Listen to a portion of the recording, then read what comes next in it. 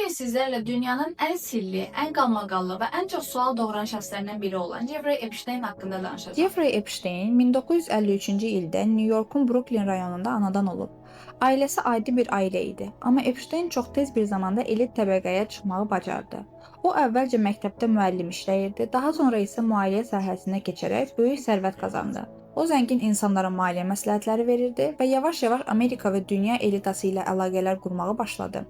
Siyasətçilər, krallar, milyarderlər, məşhur alimlər, Epsteinin əhatəsində çox güclü insanlar vardı. Bu əlaqələr sonradan onun işində ən mübahisəli məsələlərdən birinə çevrildi. Son günlərdə Epstein ilə bağlı tarixi bir addım atılıb.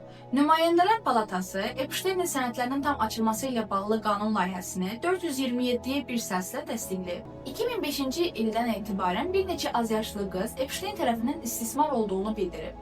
Araşdırmalar getdikcə Epsteinin əslində istismar şəbəkəsinin olduğunu ortaya çıxıb. Epsteinin Karib dənizindəki özəl adası Little Saint James illərdir pedofiliya adası kimi tanınır.